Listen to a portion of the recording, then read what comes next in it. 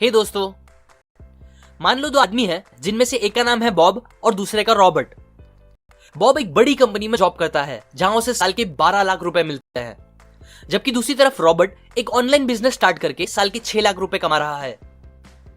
अब अगर मैं आपसे पूछूं इन दोनों में से ज्यादा अमीर कौन होगा, तो ऑलमोस्ट सब जन ही बोलेंगे बॉब, क्योंकि उसकी इनकम रॉबर्ट से पूरी डबल है।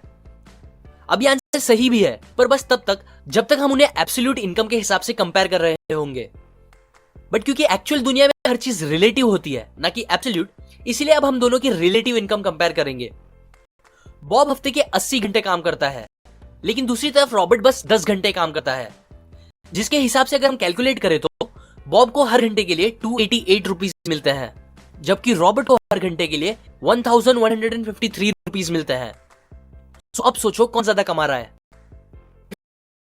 सबसे कीमती चीज होती है, जिससे रिलेट कर देखे तो यहां रॉबर्ट ज्यादा अमीर है, क्योंकि वो बॉब से पूरे 70 घंटे कम काम कर रहा है। आप ही सोचो वो हर हफ्ते उन 70 घंटे में कितना कुछ कर सकता है।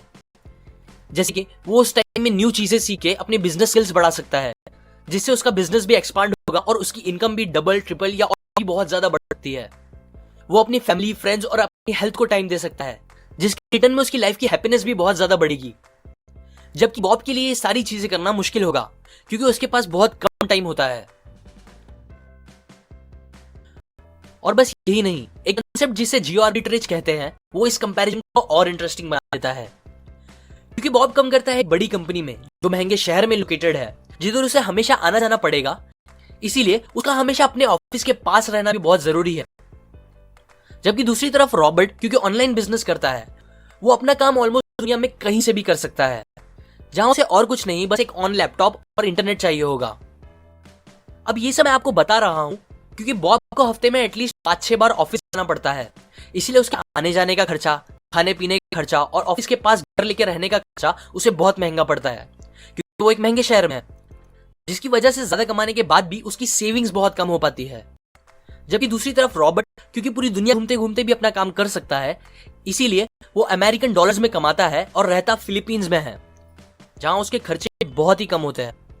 कंपेयर करके बताओ तो जितने पैसे में बॉब बस एक बार अच्छे रेस्टोरेंट आ सकता है, उतने पैसे में रॉबर्ट 6 बार रेस्टोरेंट जाके खाना खा सकता है, वो भी सेम स्टैंडर्ड का।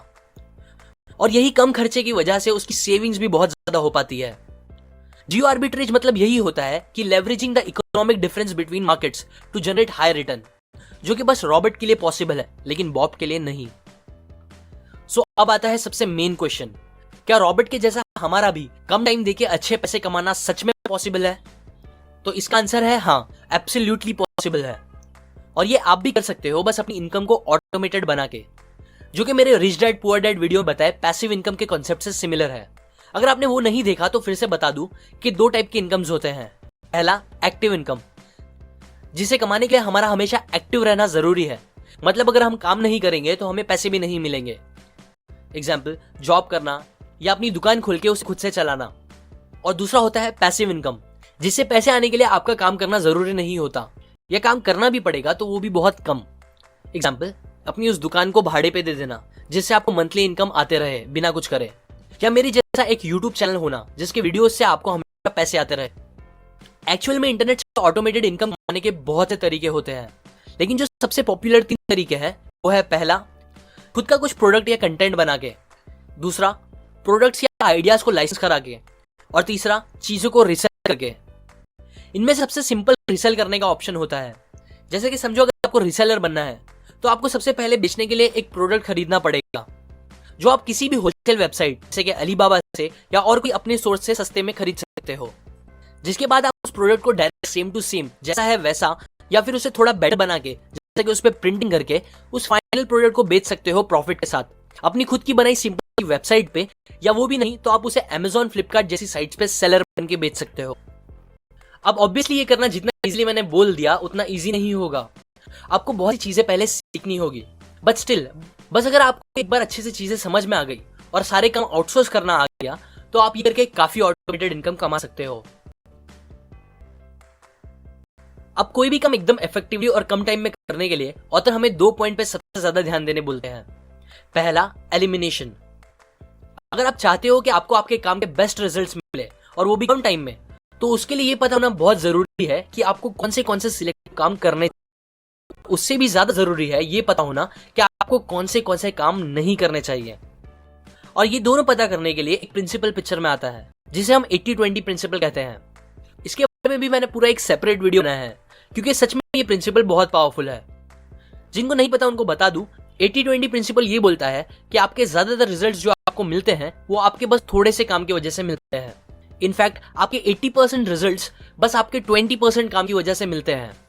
सो इसीलिए आपको ये पता होना बहुत जरूरी है कि वो 20% काम क्या है, ताकि आप अपना पूरा फोकस और एनर्जी बस उस 20% काम पे लगा सको और बाकी बचे 80% को एलिमिनेट कर सको।